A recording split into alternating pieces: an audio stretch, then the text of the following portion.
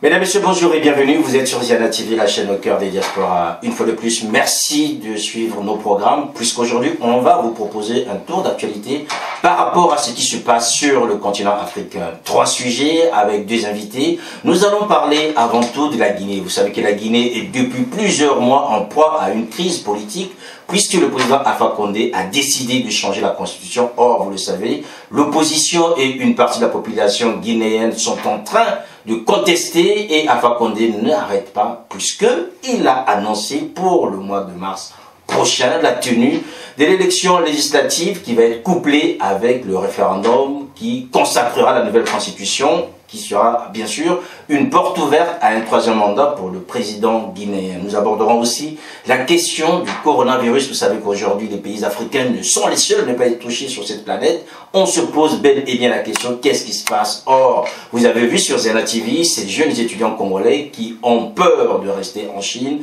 actuellement en quarantaine à Wuhan. Ils appellent à l'aide à leur pays d'origine. Certains pays ont commencé à réagir. Le Congo a débloqué 200 millions, la Côte d'Ivoire a aussi débloqué une somme assez importante pour venir au secours des ressortissants. Or, le Sénégal, le président Macky Sall a dit que le Sénégal n'avait pas d'argent pour aller sécuriser ce Sénégalais. Et vous savez aujourd'hui ce que ça donne. Du côté de la Guinée, bien sûr, pour revenir à la Guinée, le président Alpha Condé a proposé l'expertise guinéenne par rapport à la gestion des crises, puisque la Guinée a connu la gestion du virus Ebola. Donc la Guinée a aujourd'hui les cadres capables d'enseigner aux Chinois comment prendre en charge cette épidémie. Et enfin, nous reviendrons sur cette question de souveraineté qui taraude, je dirais, les états-majors africains, puisque vous le savez, Denis Christelle Sassou Nguesso a été mise en examen dans le cas des biens mal acquis. Or, aujourd'hui, si il est reconnu que cela est un vrai problème, d'autres estiment que la gestion de cette affaire de biens mal acquis pose un souci de souveraineté au sein des États. Pourquoi les tribunaux locaux n'arrivent pas à traiter ces questions, que ce soit au Gabon, que ce soit en Guinée équatoriale, que ce soit au Congo-Brazzaville, et que ce sont les tribunaux étrangers, notamment français, qui sont aujourd'hui en première ligne par rapport à ces questions. Voilà donc, mesdames et messieurs, les questions que nous allons aborder avec nos invités. D'abord, Sadio Kanté Morel. Bonjour Sadio. Bonjour Sir. Et à vos côtés donc monsieur Afissou Ba. Bonjour. Bonjour de m'avoir invité à cette émission Radio TV Ziana. Merci d'avoir accepté. Je rappelle donc que monsieur Ba, vous êtes chargé des affaires sociales au bureau fédéral de l'UFDG France.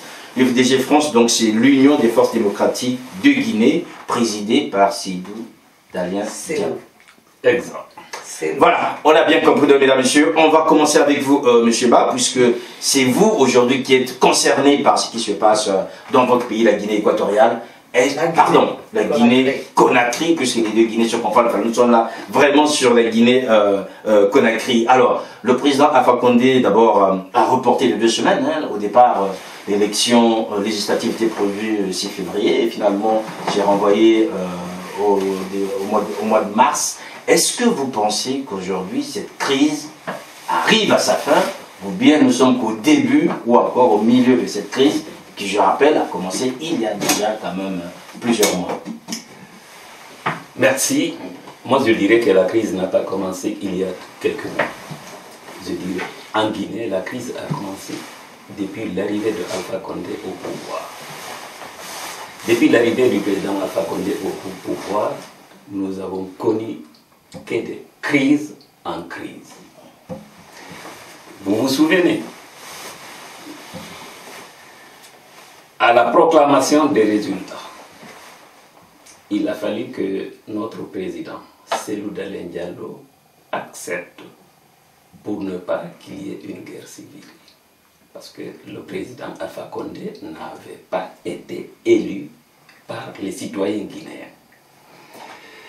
Et vous vous souvenez, au premier tour, M. Alpha Condé n'a récolté que 18% sur 24 candidats. Le président Cellou Dalein Diallo a obtenu 44% sur les 24 candidats. Et curieusement, au lieu, entre le premier et le deuxième tour, qu'il y ait 2 semaines, il s'est passé 4 mois entre les 2 tours. Et il a fallu que la CENI brûle pour qu'on aille aux élections. Donc, vous serez d'accord avec moi que beaucoup de choses se sont passées avant qu'on aille au second tour. Donc, le résultat est connu.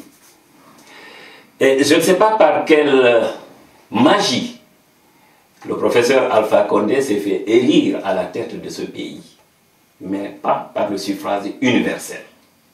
Ça, au moins, je suis sûr et persuadé. Mais, ça c'est du passé. À son arrivée au pouvoir, au lieu de tendre la main au challenger, à son challenger, il a fait quoi? Il l'a boudé, il l'a rejeté, et il a rejeté toute une communauté en Guinée. Il est allé à Kindia, lors de meetings, dire que cette ethnie, qui est composée quand même de presque de 44% de la population guinéenne, c'est une espèce de tortille qu'il faut chauffer le derrière pour qu'elle sorte la tête. Ça, ce n'est pas des propos d'un chef d'État qui veut rassembler ses citoyens autour de l'idéal. C'est dans le passé. Et vous savez qu'on devrait aller aux élections législatives aussitôt après les présidentielles. Ça n'a pas été le cas. Il a fallu que l'opposition manifeste pendant combien de mois. On est allé finalement seulement en 2013 aux élections législatives, après plusieurs manifestations et après plusieurs tueries. Et toutes ces morts des manifestations, dans les manifestations, que ce soit politiques ou syndicales, et aucune enquête n'a été menée pour retrouver les commanditaires ou les assassins. Aucun dispositif de sanction n'a été mis en place pour empêcher cette tuerie dans les manifestations de l'opposition.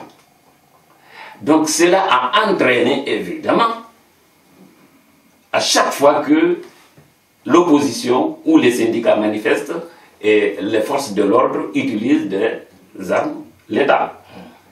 Ça, vous n'êtes pas sans savoir qu'on est à plus de 130 tués depuis l'arrivée de Alpha Condé au pouvoir et qu'il n'y a jamais eu enquête.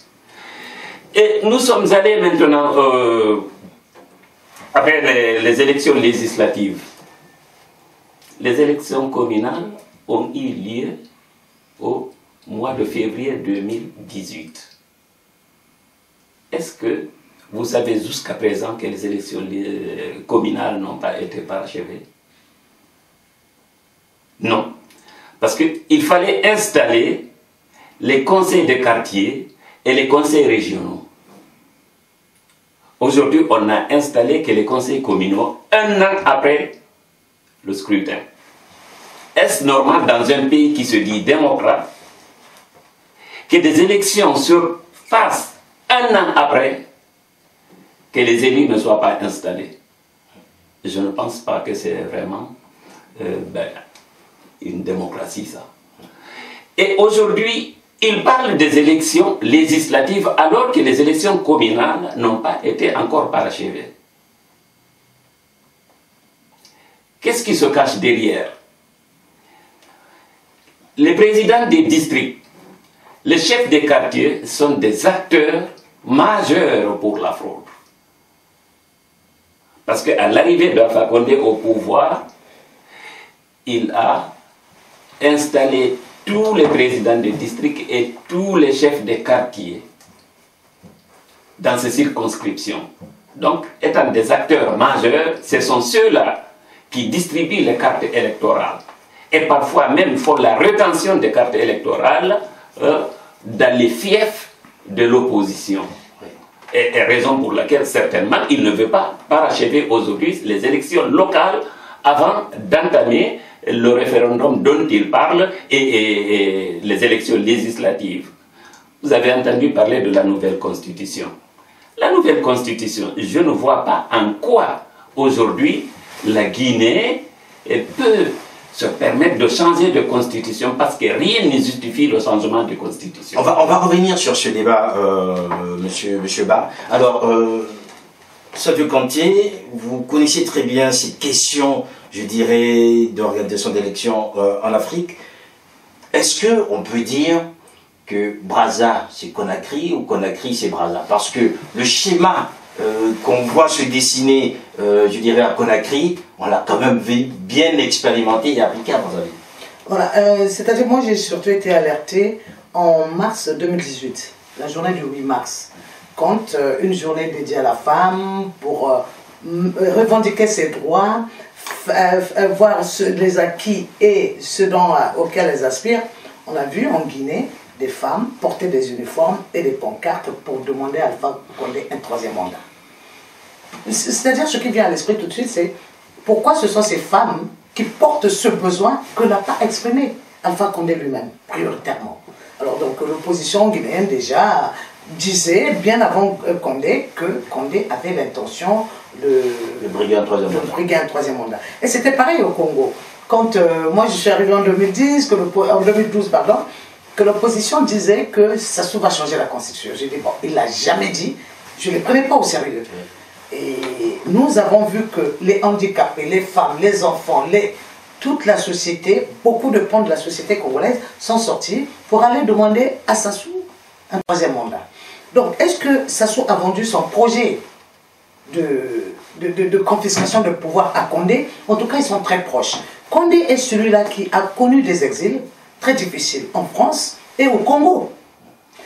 Alors, la proximité est restée entre Sassou et lui. On se souvient que Sassou avait fait un prêt de 100 millions à la Guinée et que le FMI n'arrivait pas à classer cette somme venue du Congo dans le budget guinéen.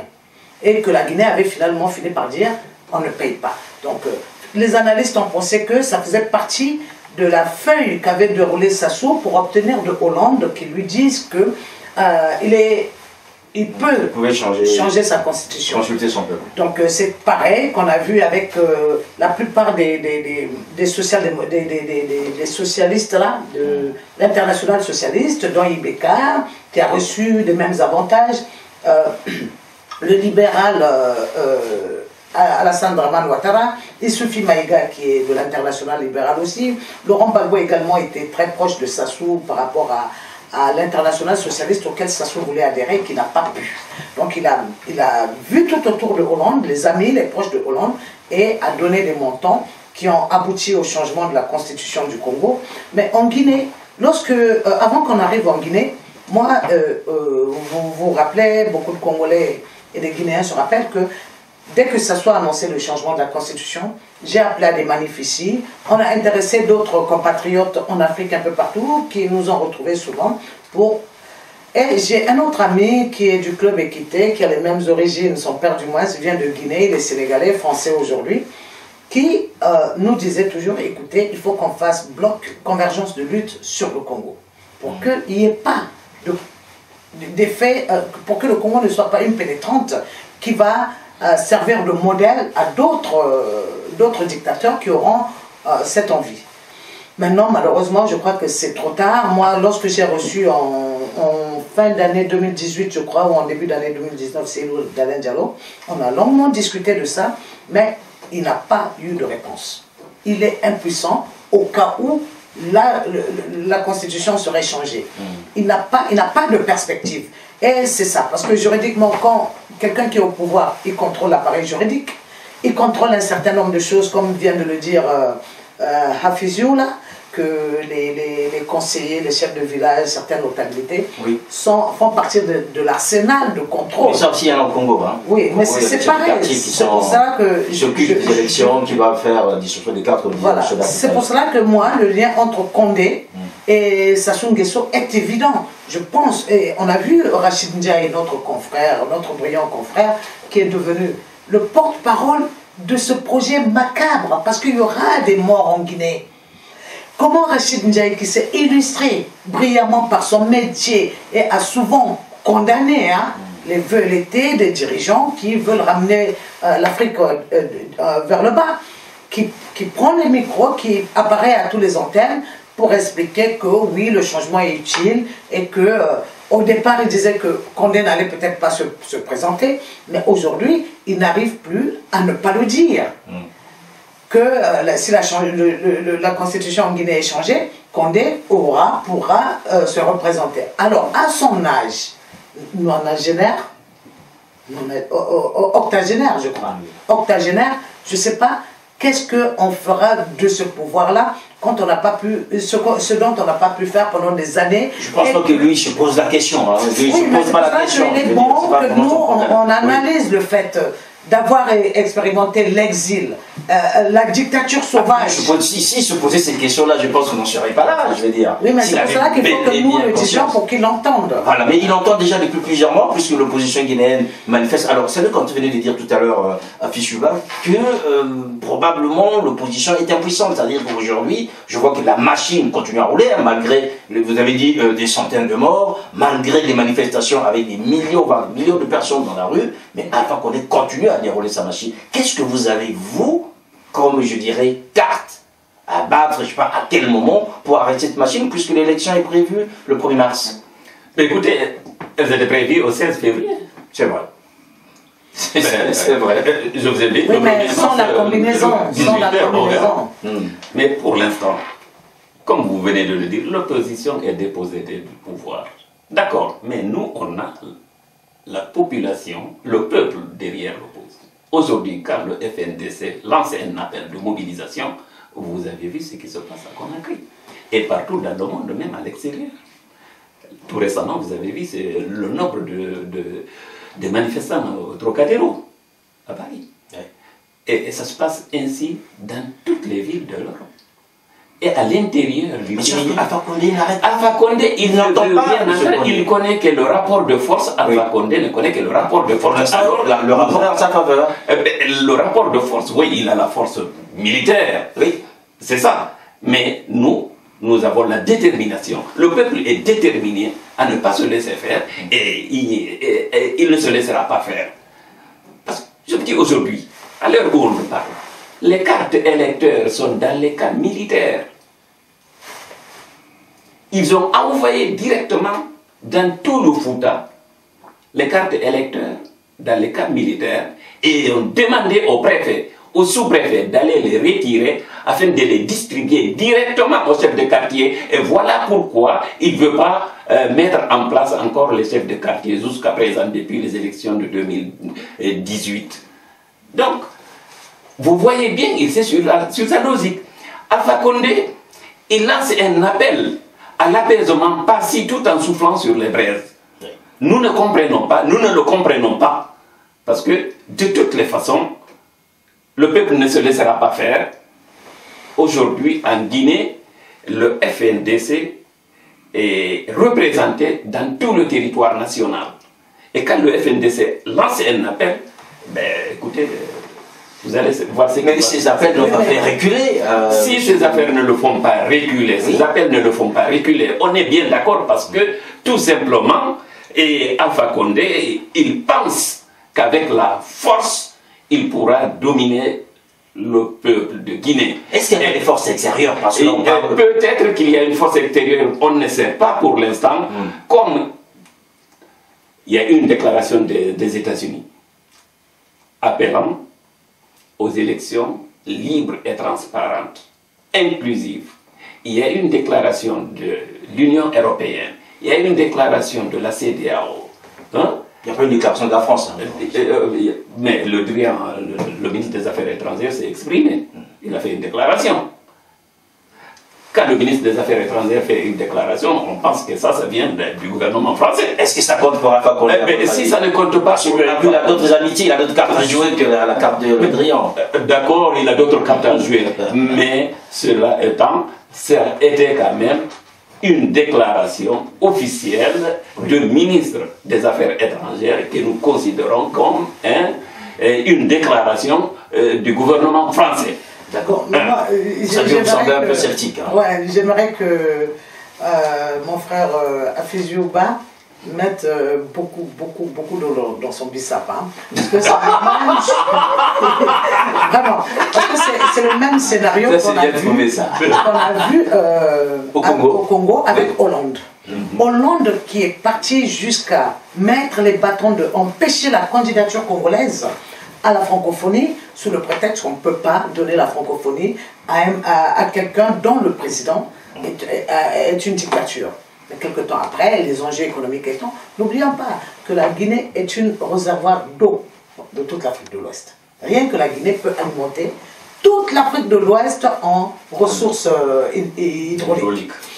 Rien que la Guinée, aujourd'hui, je crois que les réserves en bauxite du Mali vont passer à 475 tonnes l'année, parce qu'il y a des problèmes politiques et de terrorisme qu'il y a, sécuritaire au Mali, donc ce n'est pas exploité. Mais c'est la Guinée qui est aujourd'hui le plus grand producteur au monde avec 75 tonnes l'année. Le Mali va le dépasser de 400 tonnes. Donc jusqu'à présent, celui qui tient le marché je ne sais pas si on dit l'eau ou du bauxite, c'est pour le moment la Guinée. Donc avec ces enjeux économiques, c'est sûr qu'il y aura des diplomaties parallèles. Bien sûr. Ce qui se dira en haut politiquement et ce qui se fera pour les intérêts économiques seront autre chose. Donc, alors, si on comprend, ça veut dire qu'Alpha compte sur cette diplomatie parallèle, peut-être. Je pense qu'Alpha compte sur cette diplomatie. Les Russes lui ont quand même déroulé le tapis rouge. Voilà, à Sochi. Oui. Voilà. Non seulement ça, permettez-moi, il y a aussi le fait que les Malinqués, désolé de le dire, ont assis un tribalisme anti-Peul dans les têtes des Malinqués. Partout où les Peuls sont, c'est une minorité. Donc, on a voulu faire croire que c'est des gens qui ne sont pas stables, c'est des traîtres, il ne faut pas leur donner le pouvoir. Or, lorsque le colon est arrivé, ce sont les Peuls qui ont été les premiers à aller à l'école. C'est des grands intellectuels. Vous les trouverez un peu partout, à part, je crois, en Guinée, à part Djibril Tamisser Niang, qui est aussi Peul.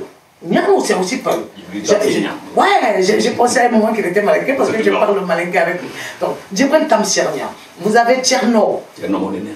Tous les grands noms sont, tous les intellectuels, à commencer par Diallo Telli, qui est passé par le Camboiro pour un jet noir qui a eu raison de lui, pour une jet noire qui a eu raison de lui.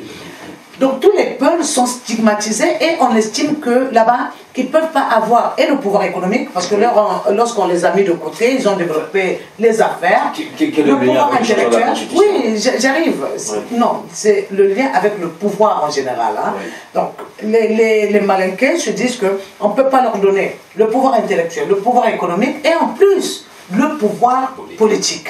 Donc tout est bon pour attaquer les peuples dans leur faiblesse ou dans ce qui dénote de la légende ou des mythes, les traités de voleurs, oui. Alors, les traités de traîtres. Est-ce que ces paramètres, je dirais, économiques ou tribalo, géostratégiques aussi, est-ce que cela compte aujourd'hui dans l'entêtement d'Alpha Condé? C'est ce que je veux bien comprendre. Est-ce qu'aujourd'hui, c'est un paramètre ou ce sont des paramètres qui comptent à ce qu'on constate aujourd'hui, par rapport à ce qu'on constate aujourd'hui en Guinée? Eh bien, je le confirme, parce que Alpha Condé, il compte sur ça, il est là pour diviser, pour régner.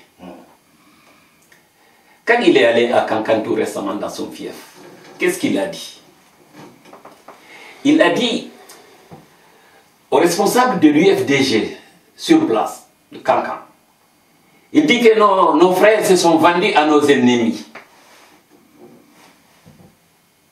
Est-ce là une parole de responsable? Nos frères se sont vendus à nos ennemis. Ils considèrent que l'opposition, c'est l'ennemi intérieur. C'est l'ennemi numéro 1 de Alpha Condé, alors que l'opposition n'est qu'un adversaire politique. Alpha Condé est allé à son siège. Normalement, de par la Constitution, il lui est interdit d'aller dans son siège. En tant que président de la République, il n'est plus président d'un parti politique. Il est allé à son siège dire « Préparez-vous à l'affrontement ». À l'affrontement contre qui? Qui affronte qui? Un peuple qu'il est censé protéger. Préparez-vous à l'affrontement. Donc, on va tout dire, on va beau dire sur Alpha Condé, mais on ne terminera pas les erreurs de Alpha Condé dans la gestion de ce pouvoir en Guinée. Qu'est-ce que vous allez faire le 6 février, le 1er mars, pardon, finalement? Le 1er mars, vous allez peut-être entendre encore un report, parce que là, le report de 2 semaines, là, oui. Vous avez entendu parler que les religieux sont allés lui demander de repousser les élections pour qu'il y ait vraiment une élection inclusive. Ça, c'est un report technique. Ça n'a rien à voir avec ce qu'a demandé les leaders religieux. C'est que la CENI, elle n'était pas prête. Techniquement. Et vous avez entendu le président de la CENI, le lendemain du décret appelant au couplage des 2 élections, le référendum et les élections législatives, vous avez entendu le président de la CENI dire qu'il a été étonné de l'entendre parce qu'il a appris au même titre que tout le monde. Et que même il n'avait même pas suivi le décret quand il a été élu à la télé. Donc ça veut dire qu'il y a un problème énorme à l'intérieur de la machine même du pouvoir. Alors, Salut Kanté, ce problème à l'intérieur de la machine, on ne l'a pas vu au Congo. Là, on a vu 7 commissaires quand même démissionner, ce qui n'a pas été le cas au Congo. Chacun restait à son poste et ça est allé au bout. Est-ce que là, on n'a pas un point de différence entre ce qui s'est passé à Brazzaville et ce qui se passe aujourd'hui à Conakry? À Conakry, il y a des hommes qui sont encore debout, qui parlent, il y a un peuple qui est mobilisé. Ce qu'on a vu au Congo, qu'on a pu maîtriser, sauf que la machine électorale elle-même n'a jamais été grippée, tel qu'on le voit aujourd'hui en Guinée-Conakry. Oui, mais je pense pas que... je pense qu'il faut considérer comme épiphénomène, phénomène périphérique, cette démission. Parce que... C'est quand même un signal quand même... Oui, même si c'est un signal, assez fort. Ce n'est rien face à la détermination de Alpha Condé, qui brave son peuple, qu'il a élu, qui...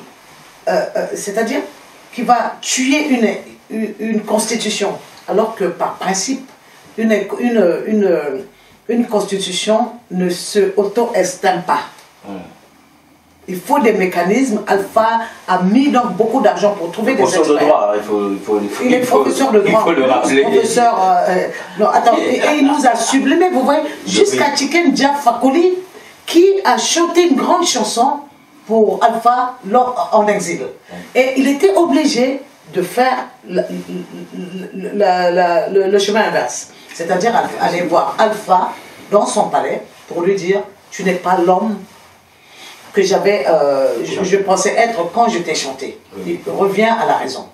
Et le problème, c'est que la Guinée a une société civile pourtant forte. Mais ce qu'on ne comprend pas, c'est comment cette société n'arrive pas à bouger jusqu'au bout. Ils ont pourtant affronté les tueries du stade avec Dadis Camara. Ils sont restés debout, les femmes se soignent, les violets se soignent. Je pense qu'ils sont debout. Aujourd'hui, on voit très bien des milliers d'hommes et de femmes qui manifestent dans toutes les villes en plus. C'est-à-dire, vous avez vu une marée humaine aussi sortir pour dire non au changement de la Constitution. Vous avez vu en France ici comment nous avons pu, toute obédience confondue, nous mettre pour dire non au changement de la Constitution. On a écrit des courriers, on a fait des démarches et tout ça. C'est-à-dire, il faut regarder, en fait, quand ces gens-là, comme vous l'avez dit à un moment, c'est que lorsqu'ils ont cette intention, quelles sont les forces derrière?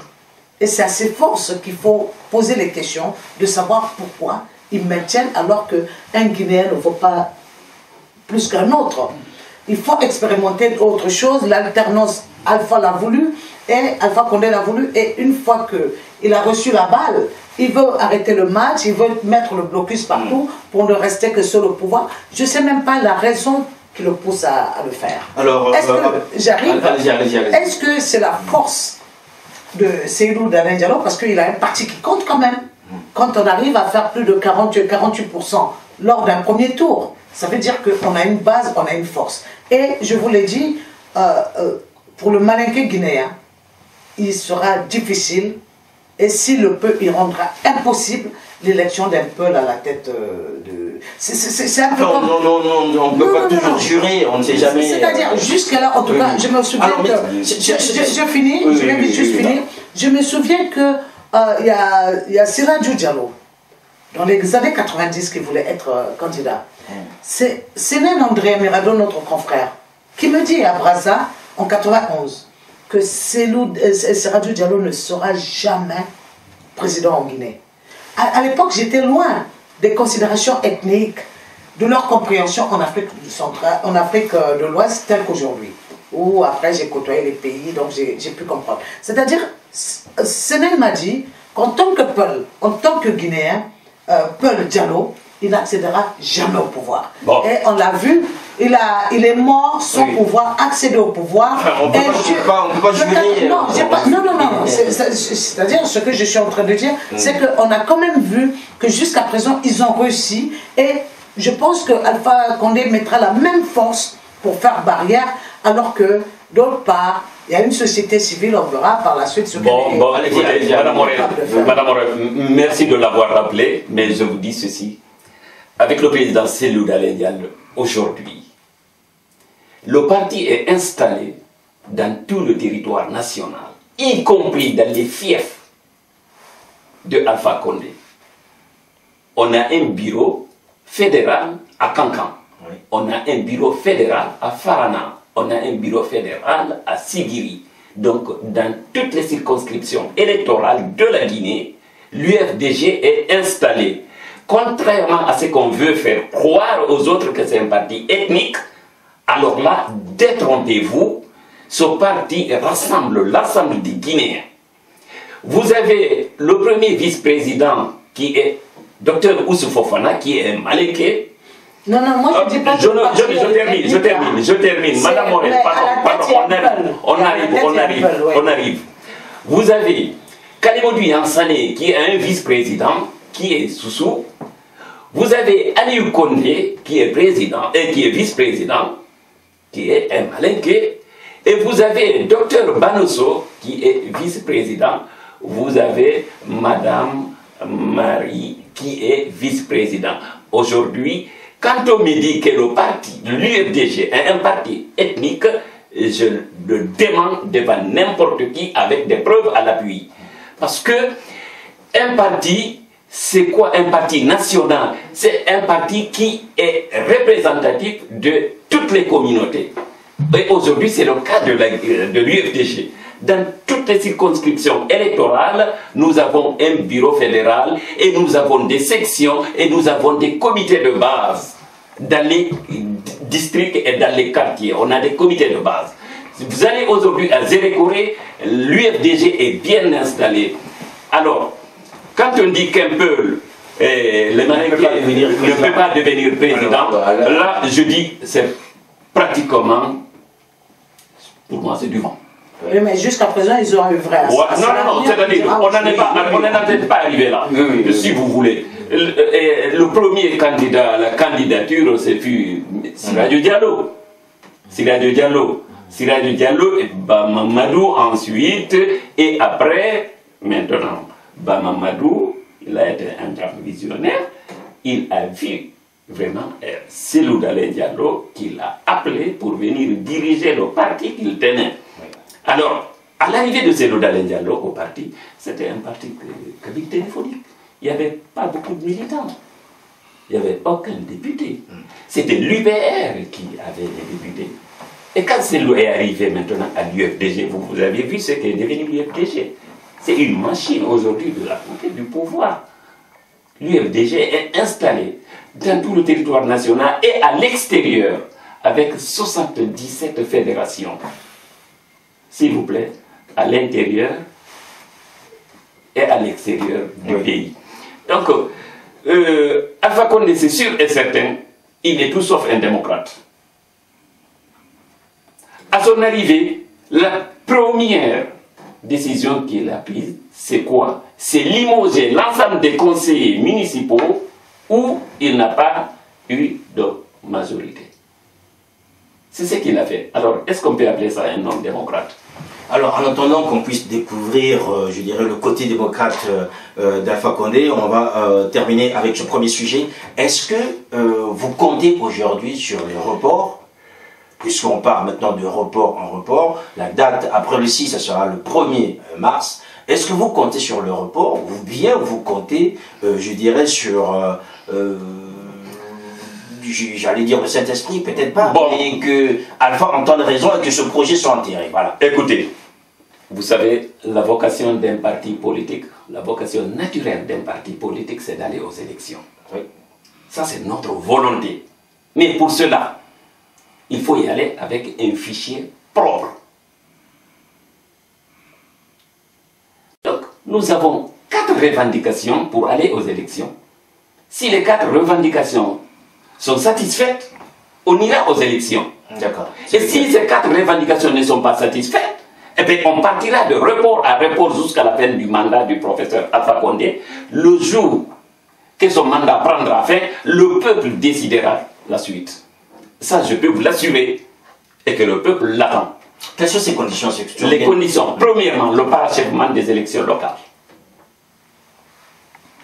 Les élections locales du 4 février 2018, s'il vous plaît, on est en 2020, ne sont pas encore parachevés parce que les conseillers des quartiers ne sont pas installés, les conseillers régionaux ne sont pas installés. Donc il reste le parachèvement des élections locales.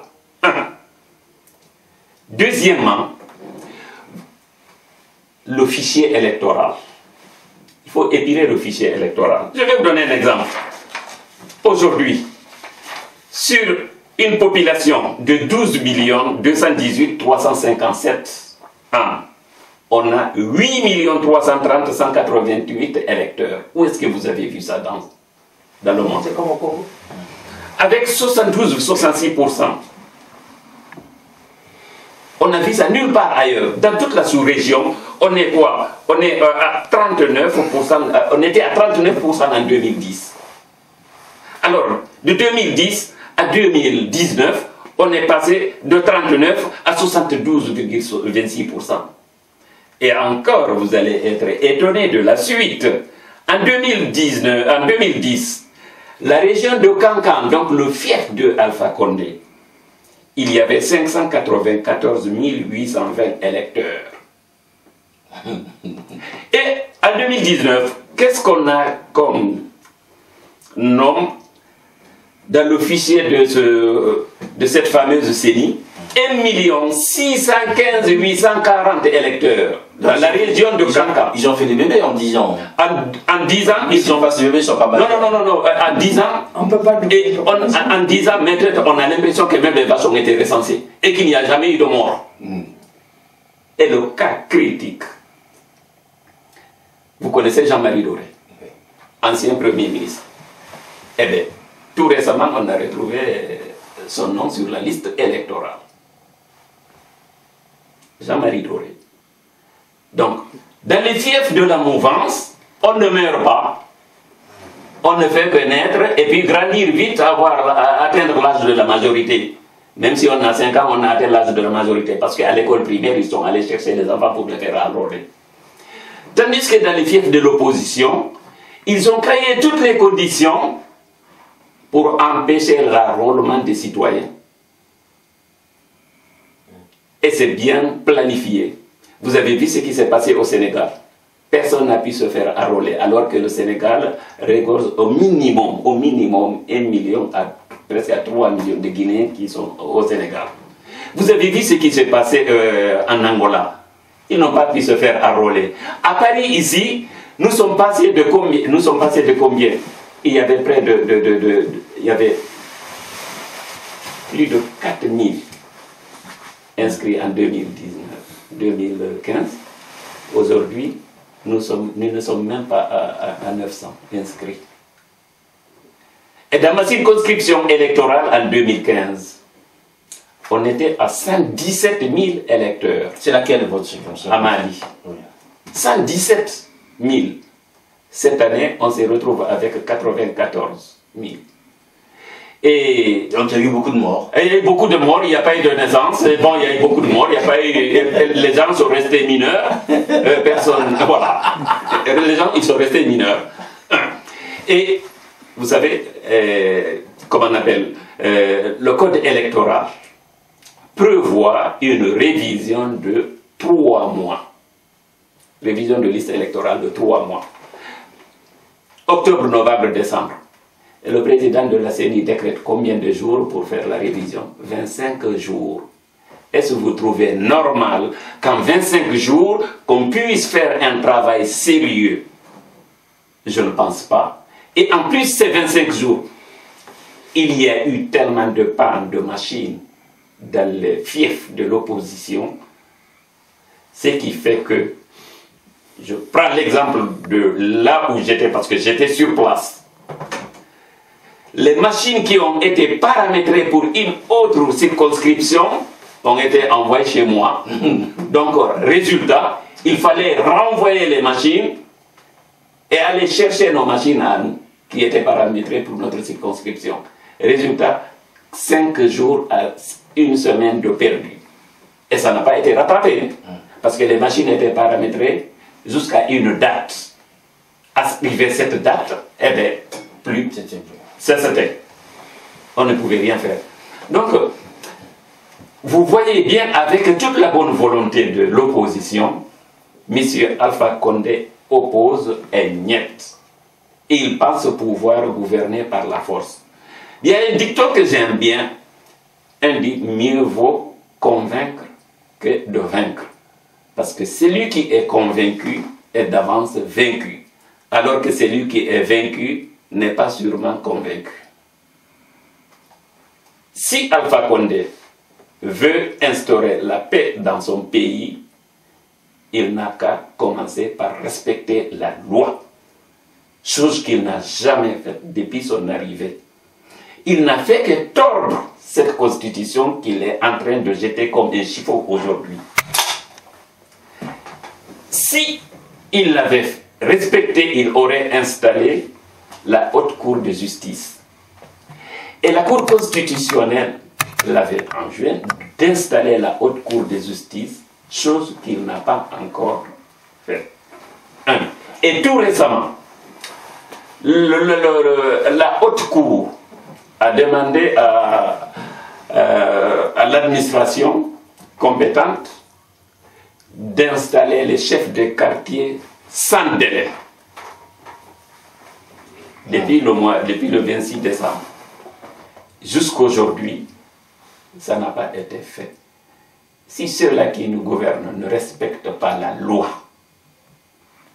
comment on peut instaurer une paix dans l'injustice totale? Je pense que c'est pratiquement impossible. Voilà, Saliou Kanté, rapidement, quelques mots pour terminer sur ce sujet. Comment est-ce que la Guinée va s'en sortir? On voit que la machine est toujours en branle, donc Alpha Condé ne donne pas les signes qu'il va arrêter, malgré les démissions, malgré les contestations, malgré, je dirais, les interventions internationales. Alors, c'est quelqu'un de déterminé, et quelqu'un de déterminé, il pourra mourir avec tout le monde. L'essentiel est que, voilà, il va foncer.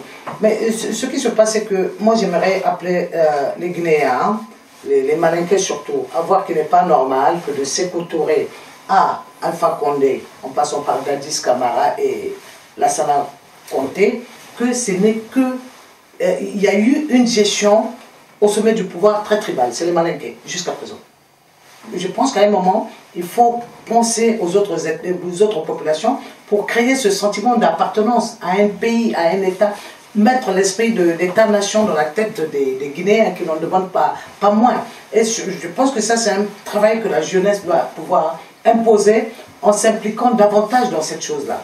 Mais moi, je reste aussi bloqué, tout aussi bloqué que Cellou Dalein Diallo. Je vous l'ai dit, je l'avais rencontré, et qui disait qu'il en avait marre de tout le temps envoyer les militants à la boucherie.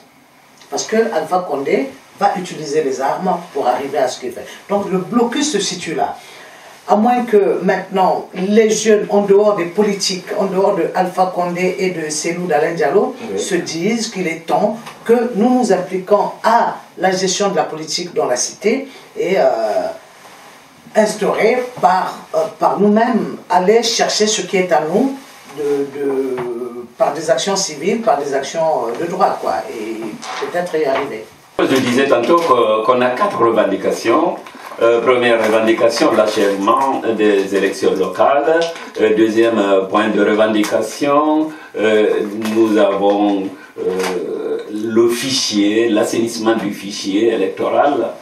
Troisième point de revendication, c'est le départ du président de la CENI qui a montré vraiment cet art dans la gestion de cette élection. Donc vous avez vu que le président de la CENI a soutenu un chronogramme illégal et en toute illégalité. Donc pour nous, on n'a plus confiance à ce président qui est en connivence avec la présidence et qui gère tout seul le fichier électoral. Le vice-président de la CENI n'a pas accès. Et les autres membres. Et c'est lui qui joue le rôle dans tous les différents démembrements de la CENI. Alors ça, ce bonhomme, il faut qu'il parte. Quatrième point de revendication, il faut que le président de la République proclame clairement son intention d'aller au troisième mandat, qu'il se retire complètement et qu'il retire son projet de constitution. Et pour vous dire que ce projet de constitution ne fait que regresser la Guinée parce qu'il y a de ces partis qui ont été supprimés donc sur les articles intangibles. Donc la suppression de ces articles intangibles est très dangereuse pour le pays. Aujourd'hui, ici, il supprime, si vous voulez, l'imprescriptibilité des crimes économiques. Vous conviendrez avec moi, c'est très dangereux. Il est en train de se protéger ses ministres et protéger les futurs voleurs de la République. Alors là, c'est inadmissible dans un pays qui se dit démocratique. Faut pas blaguer des... Et Ziana TV, il n'y a pas de... Ziana TV, la chaîne qui nous redonne de l'espoir. Ziana TV, c'est la chaîne qui nous accompagne au quotidien. Ziana TV, c'est la chaîne qui te dit vas-y on avance, allez, allez, on y va ensemble. Ziana TV, faut pas blaguer des... Et Ziana TV, il n'y a pas de...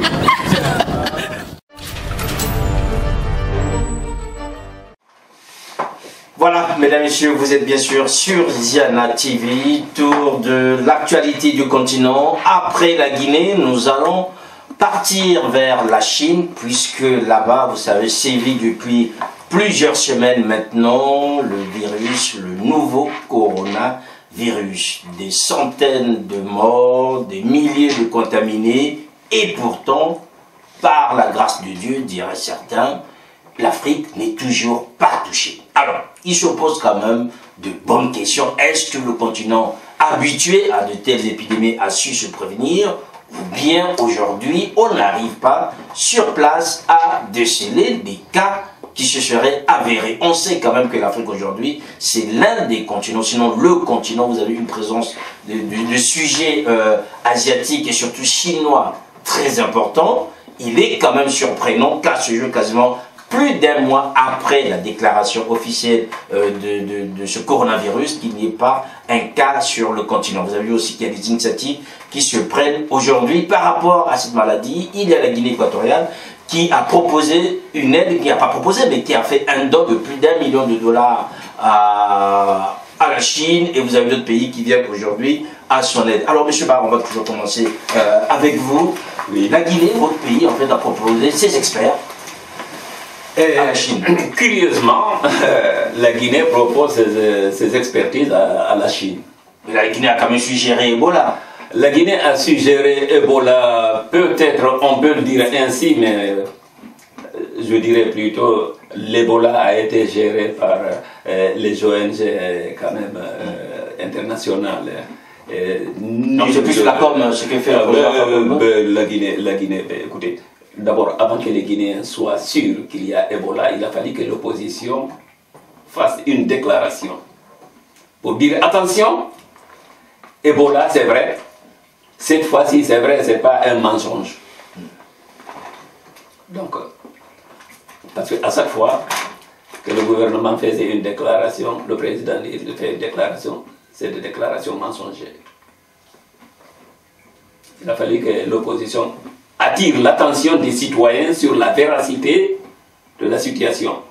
Alors, quand j'entends aujourd'hui que le gouvernement propose son expertise à la Chine en matière de gestion de coronavirus, j'aimerais bien savoir quel dispositif la Guinée dispose aujourd'hui pour faire face à cette épidémie. Des hommes bien formés. Des hommes bien formés. Ce sont les cadres guinéens qui devraient aller former les Chinois dans la prise en charge de cette épidémie. Et quand on sait aujourd'hui que les Chinois arrivent en nombre dans notre pays et qu'il n'y a pas un seul laboratoire capable de détecter le coronavirus, d'après ce que j'ai vu sur les réseaux, et il y a 2 laboratoires, un à Dakar, un autre en Afrique du Sud. Et que tout récemment, les États-Unis viennent d'équiper le Ghana, le Nigeria et la Sierra Leone. Et la Guinée dans tout ça. Qu'est-ce qu'on peut apporter à la Chine? Je pense que ça... Est-ce que vous vous souvenez du problème de Tchernobyl? Oui. Vous vous souvenez de la déclaration française comme quoi le nuage de fumée s'est arrêté à la frontière? Bon, je pense que c'est ce que nous sommes en train de vivre aujourd'hui en Afrique. Est-ce que c'est le syndrome de Tchernobyl, comme le dit Fichuba? En tout cas, c'est quand même terrible hein, qu'en Afrique, jusqu'à présent, il n'y ait pas de cas déclarés de coronavirus. Aujourd'hui, les peuples africains vont plus facilement en Chine que de venir en France avec des problèmes de migration, de contrôle de migration aux États-Unis ou qu'ailleurs, et de fait du commerce, des études et tout ce qui s'ensuit. Mais l'autre aspect que je vais soulever, c'est déjà heureux que la Chine construise en 10 jours un hôpital pour tenter de contenir tout ça, alors qu'au début de l'avènement du sida, la Chine a tué 50 000 Chinois porteurs du virus et nié le fait qu'il y avait le sida sur son continent. Il arrivait donc à contrôler, ou en tuant, ou en chassant ses propres compatriotes du pays, pour ne pas qu'on dise, et la Chine avait déclaré taux 0 de sida. Oui. Bon, après, avec le stress, je ne pense pas que c'est avec la gestion du stress qu'ils ont connu, je ne pense pas que l'expertise d'Alpha Condé servira à grand chose, parce qu'ils sont déjà expérimentés, le stress a traversé les frontières également, il a fait plusieurs victimes, mais moi, ce dont j'aimerais vraiment aborder, ce sont les Africains. Quand il y a eu Ebola en Guinée, le Mali avait fait la sourde oreille. Jusqu'à ce que un marabout qui avait été fétiché, un homme politique qui avait fétiché, puis qui se sont retrouvés avec Ebola, se sont dénoncés. Il y avait un journaliste à côté qui a noté la présence de ces 2 Guinéens, de ces 2 Maliens de la douane, qui ont amené leur bagarre maraboutique de la Guinée au Mali, en y apportant le sida, pour que le Mali se mobilise et il a pu avoir... C'était pour l'Ebola là. Et pour que le Mali se mobilise en arrivant à décrocher un fonds de 8 milliards de la Corée pour pouvoir gérer Ebola. Donc c'est-à-dire, nos États sont ainsi. Aujourd'hui, regardez le jeune Congolais qui a 3 millions. Son premier instinct, ce sera d'aller faire des affaires avec la Chine. Et que nos autorités disent qu'il n'y en a pas, que le cas qui a été déclaré est faux, alors qu'ils n'ont pas pris de mesures, de précautions pour checker aux frontières ou à partout récemment, où on a vu qu'ils ont fait une sortie spectaculaire, hein, pour dire qu'ils sont sur le terrain, pour voir et tout ça. Et puis maintenant, de nos étudiants, on les a entendus sur votre antenne, dénoncer le fait qu'ils sont en quarantaine dans leur propre maison. Oui. Ils ont des kilomètres à faire pour aller chercher à manger. Et même s'ils voulaient, ils craignent de rencontrer le coronavirus en route. Et ils craignent aussi de le ramener et de le faire propager. Ils craignent que ceux qui leur apportent de la nourriture aussi puissent les contaminer. Donc face à cette angoisse, qu'il n'y ait rien à faire, c'est-à-dire les 200 millions de Sassou, je ne sais pas à quoi ça servira, qui le leur apportera, et qui ira faire les courses pour eux. Est-ce que la crise de confiance qui est installée pourra se rétablir pour que les gens puissent faire confiance aux porteurs et à ceux qui distribuent à manger. Et le pire des cas, c'est Macky Sall, hein, donc tout ça, il porte vraiment le mauvais palmarès, le niveau, il est au mauvais niveau du palmarès parce que lui, il dit qu'il ne peut pas survoler la Chine, ses compatriotes en Chine pour aller à Séoul, et alors qu'ils ont des difficultés. Mais vu qu'il a annulé un vol qui a un coût, oui. Pourquoi ne pas aller chercher ses compatriotes en dehors de ces aspects plus ou moins, je dirais, symbolique, hein, s'il faut parler de symbole, est-ce qu'on peut dire aujourd'hui que le continent est à la hauteur? Parce qu'on voit quand même que les décisions sont prises d'une manière assez disparate. C'est chacun qui prend une initiative. Vous avez la Guinée équatoriale qui donne un peu d'argent. Vous avez d'autres, comme ceux de la Guinée Conakry, qui envoient des experts. Vous avez des Congolais, des Ivoiriens qui envoient un peu d'argent. Est-ce que finalement, on se retrouve avec des gens qui ne sont pas préparés, et faudrait-il se préparer? Ça fait partie des défis peut-être pour les politiques des prochaines années. Je pense qu'il va mieux coordonner les actions.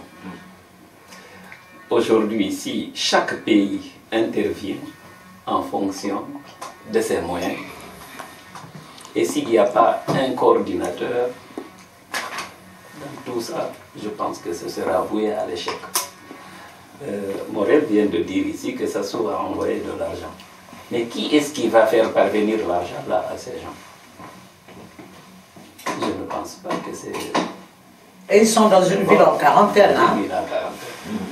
Donc l'idéal serait que les Africains se retrouvent pour faire comme ce qu'a fait la France, à rapatrier ces citoyens et les a mis en quarantaine dans un lieu sécurisé.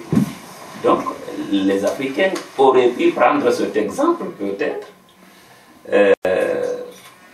en fonction de leurs moyens. Et quand j'entends un Macky Sall dire qu'il n'a pas les moyens d'aller chercher ses étudiants, ça me fait quand même pitié. Donc un vrai problème. C'est un vrai problème. C'est un vrai problème. Ça, c'est un abandon. Un abandon des citoyens. Ben, je voudrais rebondir pour dire que l'Afrique gère ces choses-là sans bruit.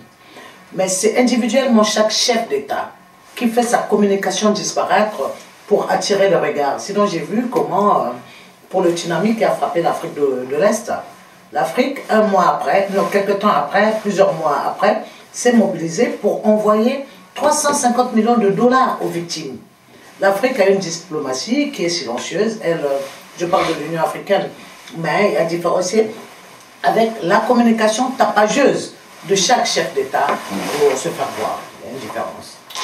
Voilà, on a bien compris que cette situation est grave et que les jeunes qui sont à Wuhan et même dans d'autres régions aujourd'hui, on se rend bien compte que l'épidémie n'est pas encore arrêtée. Hein. On voit quand même que tous les jours en France maintenant, on parle de 11 cas alors qu'on était à 6. Mais il y a plus de 500 maintenant en Chine. Voilà, donc on sait quand même que c'est quelque chose... non, pas de cas. Il y a plus de 500 morts maintenant en Chine. 700, plus de 700. Plus de 700 morts maintenant en Chine. Donc la situation est très alarmante et que je crois que les États... Donc les Africains devraient arrêter avec la com Matalana, comme on dit, pour prendre vraiment la question très au sérieux et penser à leurs compatriotes. Comment les exfiltrer? Je crois que ça devrait être le premier élan de solidarité qu'ils pouvaient avoir. Je pense oui, mais pour l'instant, interdire tout voyage, parce que nous savons que les hommes d'affaires, les commerçants qui se déplacent incognito, très souvent pour aller chercher de la marchandise.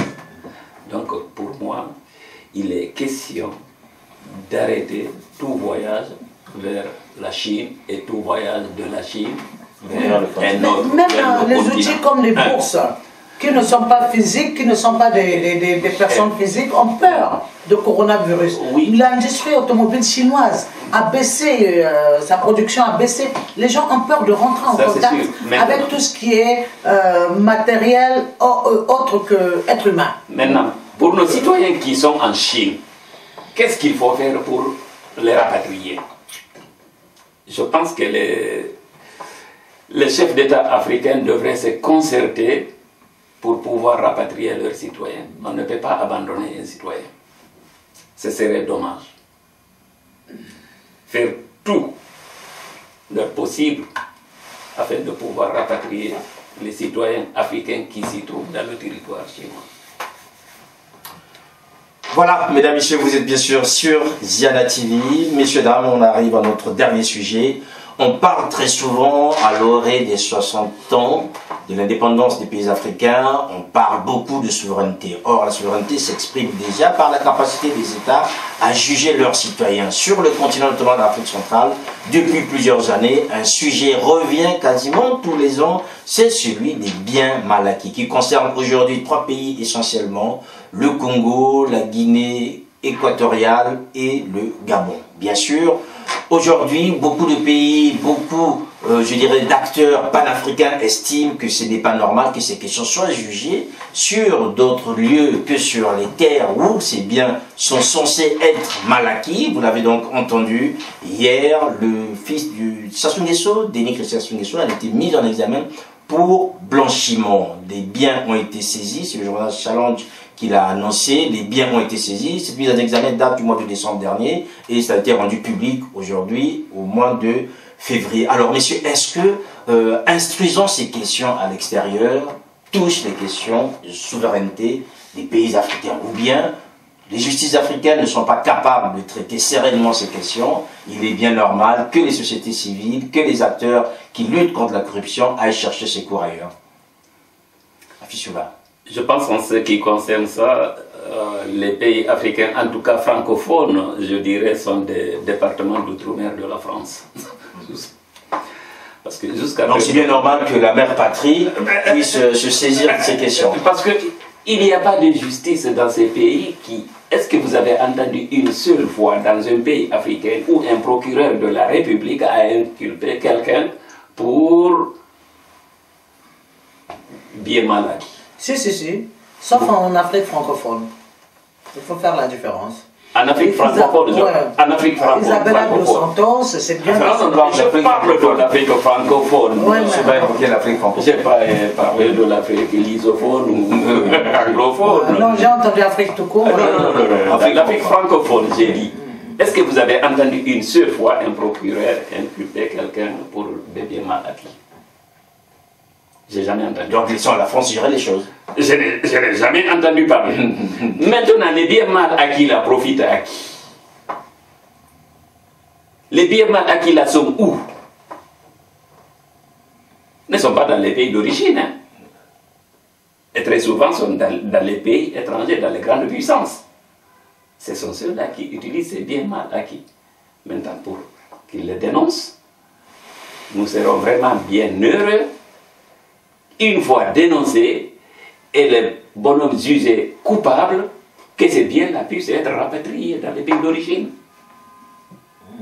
Est-ce que ça a été le cas jusqu'à présent? Je n'ai pas entendu. Le rapatriement des biens mal acquis dans un pays. Je n'ai jamais entendu parler. Mais on fait un tapage, du bruit, ça court derrière. Certainement, des avocats vont bénéficier. Parce que les honoraires ne seront pas vraiment donnés pour ces avocats-là qui vont les défendre. Et les biens resteront dans les pays où ils ont été mal acquis. Oui, où ils ont été mal acquis. Voilà. Donc pour moi, c'est par manque de souveraineté jusqu'à présent qu'on arrive à nous parler de biens mal acquis en dehors des pays concernés. Salvi Kanté, je pense qu'aujourd'hui ce sont les acteurs de la société civile congolaise ou même au niveau international qui, je dirais, se réjouissent de cette mise en examen de Denis Christian Sassou Nguesso et de la confiscation de ses biens. Question de souveraineté, c'est sur un argument qui a été utilisé par les mises en cause, mais la réalité c'est de dire aujourd'hui, est-ce que comme l'a dit M. Ba tout à l'heure, on ne verrait pas M. Okongakala au Congo ouvrir une enquête, puisqu'aujourd'hui, Denis Sassou-Nguesso est mis en examen en France, il est député au Congo-Brazzaville. Est-ce que la justice congolaise devrait s'en saisir? Est-ce que le Parlement congolais devrait ouvrir une enquête contre l'un des siens afin de voir à peu près dans quelle minute, dans quelle manière, parce que toujours est-il que, mis en examen, il va être convoqué par la justice française. Donc il va se présenter. S'il ne se présente pas, il y aura peut-être un mandat d'arrêt qui va être lancé contre lui. Donc on est quand même dans une machine judiciaire qui s'emballe et qui peut-être va avoir des dégâts ou peut-être va impacter les rapports entre la France et le Congo. Oui, mais quand on parle de souveraineté, j'aimerais que les gens prennent aient un peu plus de transversalité quand ils en parlent. C'est-à-dire, l'économie est internationale. Il y a un droit international. Pardon, excusez-moi. La diplomatie internationale. Pourquoi seulement quand ces gens-là, qui ont eux-mêmes verrouillé leur système judiciaire, et que d'autres se disent qu'il n'est pas normal de spolier tant un peuple, qui s'en charge, que ça devient un problème? Est-ce que vous voyez le gouffre dans lequel se trouve le Congo, à cause d'une... Nous avions, M. Ba, 5 000 milliards de budget par an. Aujourd'hui, nous avons tendu la main au FMI pour 48 milliards. Donc dites-nous, est-ce que cet argent-là, vous n'irez pas le chercher par tous les moyens? Nous, en tout cas, Zian avait couvert notre conférence avec Maître Bourdon, qui avait dit que les biens seront rapatriés. Beaucoup de gens nous disaient que c'était impossible. On se bat. Malheureusement, ce que nous constatons, c'est le peu d'implication, ou pas du tout l'implication, des Africains eux-mêmes quand ils sont concernés. Maintenant, quand on a fait cette sortie, c'était en octobre 2018, et un peu plus d'un an après, il y a eu la loi, un an après, il y a eu la loi Sueur qui nous a rassurés que les biens seront bien rapatriés dans les pays.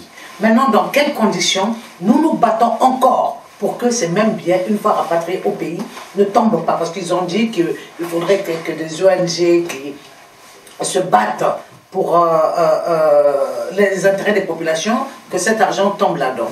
Moi, je reste optimiste jusqu'à ce que je sois bloqué là. Parce que quand j'ai vu Sani Abacha, qui est mort depuis tant d'années, que c'est tout dernièrement que les États-Unis ont rapatrié son argent mal acquis au Nigeria, je me dis qu'il y a espoir. Seulement, ce n'est pas une seule vie qui peut mener et aboutir à certains combats. Mais moi, j'ai froid qu'une fois qu'on a eu cette loi, on peut continuer la bataille en impliquant cette fois-ci les Africains pour qu'ils fassent comme les Africains austraux, comme l'Afrique australe le fait. Zuma est un président qui, pour des problèmes de corruption, est bien jugé, sera bien jugé chez lui. Isabelle Dos Santos, c'est chez lui. Mais pourquoi le carré francophone, avec ce lusophone là, la Guinée équatoriale dans le franc CFA, donc qui a une économie coloniale de la puissance française plutôt que de son ascendant espagnol, pourquoi eux-mêmes, une fois qu'ils ont fait... C'est-à-dire, à un moment, je comprends pourquoi le prophète Mahomet, donc pour la religion musulmane, a dit que Dieu n'a pas voulu avoir d'enfant pour ne pas le laisser un jour lui demander de détruire le monde parce qu'il ne pourra pas le lui refuser. Voilà pourquoi il a choisi de ne pas avoir d'enfant. Quand ça reconforte, la thèse tient quand on voit ce que les enfants de ces dirigeants-là se permettent de faire sans que les papas ne disent stop, parce qu'ils voient quand même les mouvements. Qu'est-ce qu'on peut faire d'un tanker qu'on a vendu à quelqu'un et qui disparaît en cours de route parce qu'on veut le double de l'argent? C'est le cas de Kiki qui vend un même tanker de pétrole à deux pays ou deux associations ou deux entreprises différentes. Pour avoir quoi? Et après, vous m'avez vu, j'ai été agressé, c'est le cas de le rappeler aujourd'hui, quand nous avons vu en 2017 Kiki offrir une boutique sur Faubourg Saint-Honoré, pas trop loin de l'Élysée, une boutique, tenez-vous bien, de 4 millions d'euros à sa maîtresse. À sa maîtresse. Une boutique donc mal acquise, avec l'argent mal acquis des Congolais, dont va jouir la France, et on y trouvait des produits de 30 euros, comme s'il s'agissait d'une banale boutique de produits chinois. Voilà. Donc, est-ce qu'il faut continuer? Moi, je pense qu'à un moment, justice pour justice, tant qu'il faut dire à ces gens, tant qu'il s'agira de dire à ces gens-là, à ces hommes et ces femmes, qu'il y a une limite, moi, je crois qu'il faut y aller. Et que Nous sommes donc, quitte à ce que la justice internationale puisse s'immiscer dans ces questions-là. Mais la justice française s'est immiscée parce que c'est d'abord des associations congolaises, gabonaises, équato-guinéennes qui ont voulu que la question soit portée. Et une fois que il a été avéré que les biens se trouvent en terre française, que lien a été fait que c'est l'argent du contribuable de chaque pays qui a été spolié pour servir à ça. La justice française a dit que c'est faisable et aujourd'hui, ce ne sont même plus des avocats ou d'autres personnalités, ce sont des Congolais, des Tchadiens, des Togolais au Canada qui ont enclenché le même système et que le Canada ne connaissait pas la notion de bien mal acquis. Maintenant, ils ont intégré ça avec les explications des uns et des autres. Ils commencent à saisir aussi la gendarmerie royale s'y est mis et traque les biens mal acquis qui seront saisis. Et je crois que à un moment ou un autre, comme c'est arrivé pour Sani Abacha, il y a eu un compte en Suisse qui a été retourné. Il y a eu, les Américains ont annoncé il n'y a pas très longtemps qu'ils ont rapatrié quelques 300 millions de dollars ou quelque chose comme ça. Au Nigeria, je crois que ça va soulager l'économie de ce géant-là qui a été saigné par un individu et son clan, comme est en train d'être fait. Il faut qu'à un moment, les Africains, que la vertu revienne. La vertu de la transparence, la vertu de l'humanisme revienne. Oui, on a bien compris. Ce que je voudrais juste, pour terminer, quelles conséquences politiques, notamment, par rapport au député Denis Christelle Sassou Nguesso? Normalement, comme pour Okombi et Boao qui ont viré dans l'opposition, on a demandé la levée de leur immunité pour qu'ils soient jugés. Normalement, cette affaire, ça date de combien? Ça date de quand même depuis 2003-2009, cette histoire de Bima. Et le Congo n'a même pas pris le temps, fait l'effort d'ouvrir ne fût-ce qu'une information judiciaire pour faire semblant de dire qu'on a quand même une justice qui peut, même si c'est pour aller lambiner et ne rien faire par la suite, mais ils auraient quand même pu, pour rassurer le Congolais, que votre argent qui a été spolié, même si c'est par le fils du président, on peut le poursuivre. C'est ce que Lorenzo, la justice sous le mandat de Lorenzo, du moins en Angola, a pu faire. Et ça, c'est rassurant pour le peuple qui va se dire, à l'avenir, il n'y aura pas de situation comme ça, ou s'il y en a, les gens seront traduits en justice et c'est rassurant. Il faut savoir rassurer les gens par des actions, même si ça doit passer par la justice. Et je crois que le Congo, pour une fois, devrait saisir l'occasion pour dire que même si c'est le fils du chef de l'État, et que Sassou se dise, même si c'est mon fils, s'il fait mal aux Congolais, je suis là à la tête du Congo pour les Congolais, non pas pour ma famille, voilà, même s'il va lui donner des croissants au nord en prison, c'est des choses qu'il devrait pouvoir accepter. Voilà, pour terminer par rapport à cet aspect, donc finalement, l'Afrique francophone reste un vrai problème, ou encore le mauvais élève, face à d'autres pays qui ont conquis leur indépendance, 60 ans après. L'Afrique francophone reste le mauvais élève du continent. Oui. En matière de souveraineté, notamment. En matière de souveraineté, oui. Ça, je le dis et je le crois très fort. Parce que à chaque fois qu'il y a un événement en Afrique francophone, dans le cercle des gouvernants, si ce n'est pas à l'étranger qu'on en parle, si ce n'est pas la justice internationale qui s'approprie du dossier, ça ne bouge pas à l'intérieur de ces pays. Il n'y a jamais eu de poursuite d'un chef d'État dans son propre pays pour des malversations, pour de malgouvernance. On n'en a jamais vu. Si c'était le cas, si c'était vraiment possible, aujourd'hui, Alpha Condé et sa bande seraient vraiment... Avant lui, ça suit bien d'autres. Seraient poursuivis. Parce que tous les actes qu'il pose aujourd'hui sont contre lui en justice. Tous les actes qu'il pose. Voilà, merci Sadio.